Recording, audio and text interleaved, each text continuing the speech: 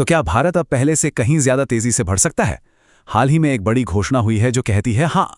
इस पूरी पड़ताल में हम इसी 7% के अपग्रेड के पीछे की कहानी को समझेंगे और जानेंगे कि इसका आखिर मतलब क्या है। 7%। देखिए, ये सिर्फ एक नंबर नहीं है, ये भारत की अर्थव्यवस्था के लिए एक नई स्पीड लिमिट है। इसे आधिकारिक तौर पर अपग्रेड किया गया है, जो ये बताता है कि भारत बिना ज्यादा गर्म हुए, मतलब बिना महंगाई बढ़ाए, कितनी तेजी से आगे बढ़ सकता है। और ये एक बहुत बड़ा बदलाव है। ठीक है, तो चलिए इस 7% के आंकड़े को थोड़ा खोलकर समझते हैं। आखिर ये अपग्रेड हुआ क्यों? और इससे भी जरूरी बात, क्या इससे आम लोगों की जिंदगी में कोई फर्क पड़ेगा? आइए जानते हैं। तो हुआ क्या है? देखिए, सरकार के नए आर्थिक सर्वेक्षण ने भारत की अर्थव्यवस्था के इंजन की एक तरह से जांच की और ये तय किया कि ये अब और तेज चल सकता है। उन्होंने लंबी अवधि की संभावित विकास दर को 6.5% से बढ़ाकर 7% कर दिया है। इससे पहले कि हम आगे बढ़ें, ये समझना बहुत जरूरी है कि संभावित विकास या पोटेंशियल ग्रोथ आखिर होता क्या है। इसे समझने का सबसे आसान तरीका है कि इसे अर्थव्यवस्था की स्पीड लिमिट के तौर पर देखा जाए। इसको ऐसे सोचिए, सालाना जीडीपी ग्रोथ आपकी कार की अभी की स्पीड है, जो ट्रैफिक और सड़क के हिसाब से ऊपर नीचे होती रहती है ना? लेकिन संभावित विकास, वो उस कार की टॉप स्पीड है, वो स्पीड जिस पर वो बिना ज्यादा गर्म हुए लंबे समय तक आराम से चल सकती है। यही अर्थव्यवस्था की असली टिकाऊ क्षमता है। और अगर थोड़ा तकनीकी तौर पर समझें, तो संभावित विकास वह अधिकतम दर है जिस पर अर्थव्यवस्था बिना महंगाई बढ़ाए बढ़ सकती है। अगर हम इस लिमिट को पार करने की कोशिश करते हैं तो होता क्या है? हर कोई ज्यादा सामान खरीदना चाहता है, लेकिन देश में उतना सामान बढ़ नहीं रहा होता, तो नतीजा कीमतें बढ़ जाती हैं। और अगर हम इस लिमिट से नीचे रहते हैं तो इसका मतलब है कि हमारे पास खाली कारखाने हैं और बेरोजगार लोग हैं, यानी ऐसे संसाधन जिनका हम इस्तेमाल ही नहीं कर रहे।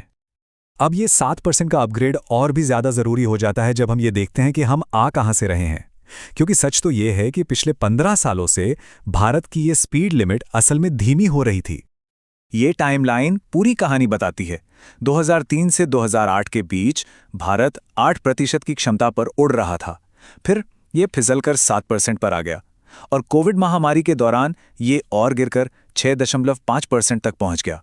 तो इस लगातार गिरावट के बाद अब 7% पर वापस लौटना वाकई एक बड़ी बात है। तो अब सवाल ये उठता है कि आखिर ऐसा क्या बदला? इस गिरावट का रुख पलटने के पीछे कौन से कारण और सुधार हैं जिनका श्रेय आर्थिक सर्वेक्षण देता है? चलिए देखते हैं कि इस अपग्रेड का इंजन क्या है। देखिए, किसी भी अर्थव्यवस्था की स्पीड लिमिट 3 चीजों से तय होती है। पहला, आपके पास कितने उपकरण हैं, मतलब सड़कें, कारखाने, मशीनें। दूसरा, आपके पास कितने कुशल कामगार हैं। और तीसरा, जिसे अर्थशास्त्री टोटल फैक्टर प्रोडक्टिविटी कहते हैं।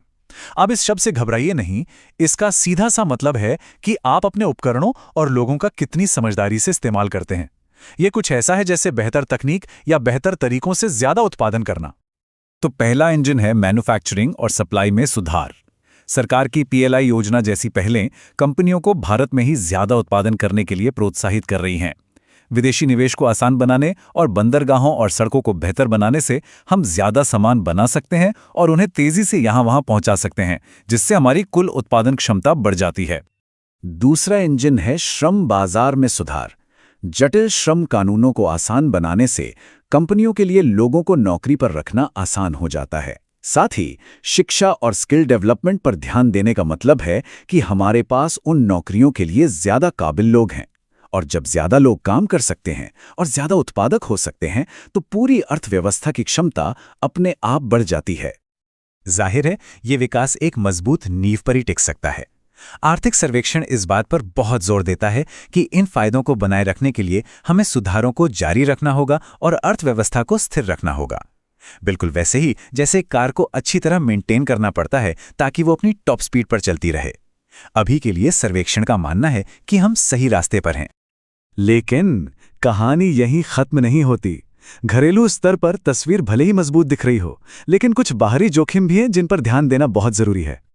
सर्वेक्षण खुद एक चेतावनी देता है, जैसा कि इस बयान में देखा जा सकता है।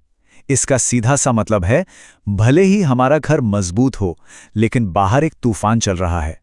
दुनिया भर के संघर्ष और सप्लाई चेन की समस्याएं अभी भी हमारे विकास की गति को धीमा कर सकती हैं। और ये हमें आखिरी और सबसे बड़े सवाल पर लाता है। भारत ने अपनी अर्थव्यवस्था के इंजन को अपग्रेड तो कर लिया है, लेकिन क्या ये वैश्विक अनिश्चितता के ऊबड़-खाबड़ रास्ते पर चलने के लिए काफी मजबूत हैं? सिर्फ वक्त ही बताएगा कि ये नई 7% की स्पीड लिमिट एक महत्वाकांक्षा है या एक स्थायी हकीकत।